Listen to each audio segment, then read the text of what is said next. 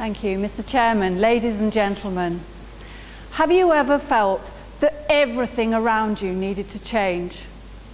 Maybe you were trapped in a job you really don't like, but to leave would put a risk on your paying your mortgage payments.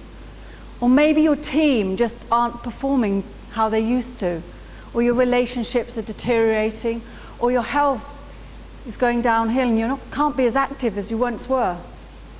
Or worse still, all of these all together.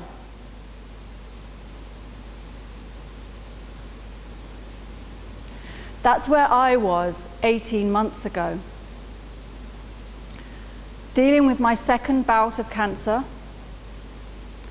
working in a job I hated with a manager who was bullying me. My energy was low, my dreams of running a raw food business had been shelved. My partner looked like he was going to leave, and my self-esteem was at all-time rock bottom. I felt I needed everything to change, because otherwise I didn't think I was going to survive.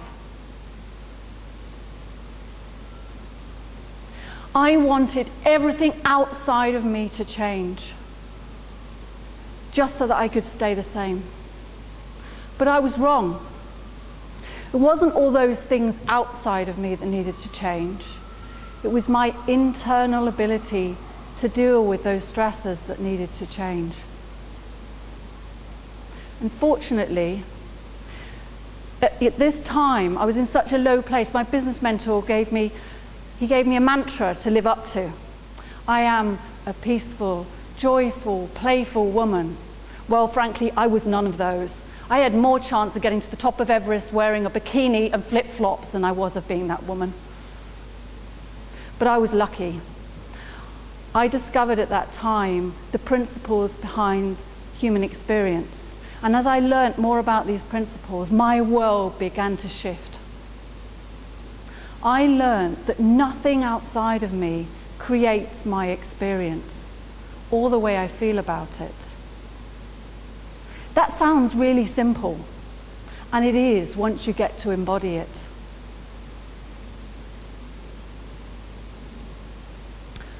Just like the chairs you're sitting on, some of you will be very comfortable and relaxed.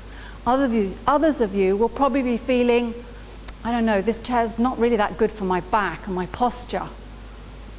But the chair's just a chair, and my job was just a job. My boss, just my boss, and my experience of what was happening. None of those things could change the way I felt about them. I'm not condoning managers who behave badly towards their staff, but it's not the behavior that created the way I felt. The behavior just is, like the chair just is.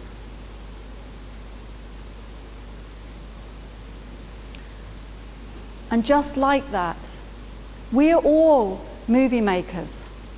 We create our experience from inside. We're the camera that projects through the film onto the canvas of everyday life.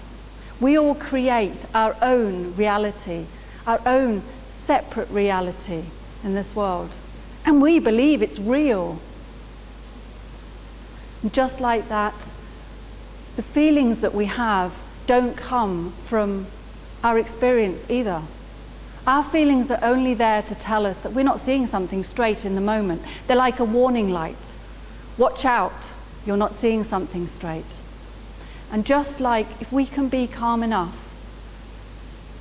to give ourselves some space, just like a muddied pool will clear if you leave it to still, our minds can do the same, because we're all born with an innate wisdom.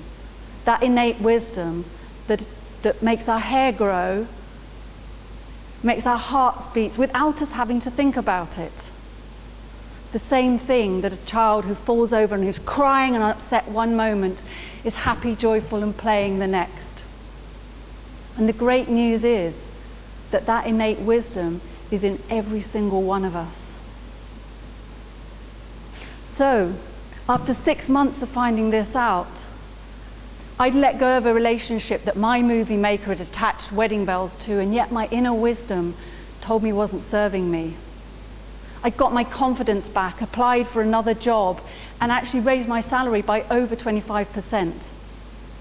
After 12 months, I'd put bullying to an end. I'd been bullied in every single job I'd ever had, something that came from my childhood.